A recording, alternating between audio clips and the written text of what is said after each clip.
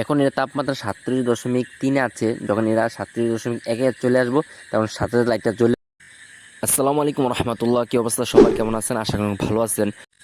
আমাদের সমাজে কিছু কিছু মানুষ আছে যারা কৃষক করে বা কৃষি, তাদেরকে খুবই ঘৃণা করে।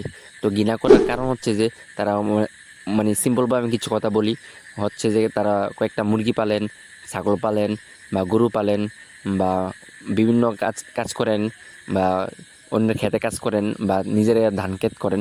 সব কিছু মিলে আমাদের গ্রামে কিছু কিছু মানুষ এগুলো খুবই ঘৃণা করেন। তো যারা এসব ঘৃণা করেন বা নিজ চোখে দেখেন, নিচতলায় দেখেন, তাদেরকে একটা কথা বলি। আমাদের আদম আলাইহিস সালাম, আমাদের আদি পিতা হযরত আদম আলাইহিস সালাম একজন কৃষক ছিলেন। এরা অনেকেই জানি না, আবার অনেকে জানেন। যারা জানেন না তারা লিখে রাখেন, আমাদের আদি পিতা হযরত আদম আলাইহিস সালাম একজন কৃষক ছিলেন। আর এমনকি যে যত নবী করিম নবী আসছে, এমনকি আমাদের নবী করিম সাল্লাল্লাহু আলাইহি সাল্লাম সহ সবাই কৃষিকাজে ভালোবাসতেন বা কৃষিকাজ করছেন। আসলে নিজের হাতে ফসল উৎপাদন করে বড় করে ফসলটাকে সব কিছু প্রসেসিং করে মানে খাওয়াটা, এর মধ্যে আলাদা একটা স্বাদ আছে বা আলাদা একটা মজা আছে। যারা কৃষিকে ভালোবাসেন আসলে সেই কাজগুলো তাদের মন থেকে ভালোবাসে বা মন থেকে কাজ করে। আর এই কারণ হচ্ছে যে কৃষিকাজটা সবার প্রিয় হতে পারে না, আবার সবার প্রিয় মানে যারা যারা প্রিয় তাদের রক্তের সাথে মিশে যায় কৃষিকাজটা। তো যারা মানে ছোট ভাবেন তারা দয়া করে এসব ভাববেন না।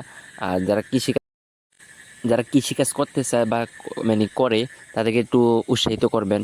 আর বলবেন যে তুমি অনেক উত্তম কাজ করতেছো, নিজের হাতে হালালভাবে পন্থা ইনকাম করে, হালাল টাকা ইনকাম করে তুমি খাইতেছো।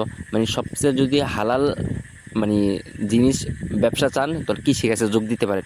মানে একবার 90% হালাল যদি ওইরকমভাবে চালাই দিতে পারেন বা ইয়া করতে পারেন। তো আপনি জানেন যে কিছুদিন আগে আমি একটা ইনকিউবেটর বানাইছিলাম। এখন দেখতেছেন যে তাপমাত্রা 37.3 আছে।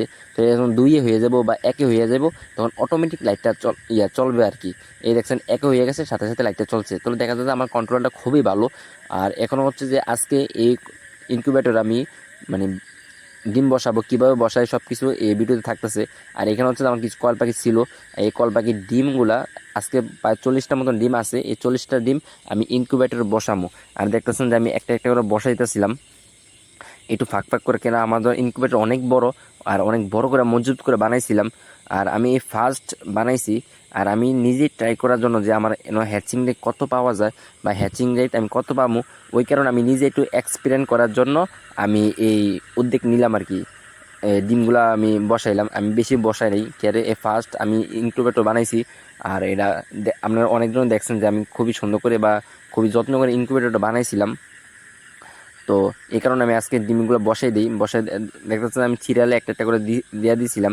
আর ইনকিউবেটর সবচেয়ে মূলত হচ্ছে যে আপনারা যদি এটা ম্যানুয়াল ইনকিউবেটর, এটা আপনার ডেলি 3 থেকে 4 বার এটা উল্টে দিতে হয়। এটা নিজের হাতেই সব কিছু কন্ট্রোলার, এবারে তাপমাত্রা নিয়ন্ত্রণ সব কিছু নিজের হাতে করতে হয়। আর এটা হচ্ছে যে কোনো অটো মেশিন না। আর এখন দেখছেন সবগুলো ডিম আমি দিয়ে দিচ্ছি, এখানে মোট 40টা ডিম আছে।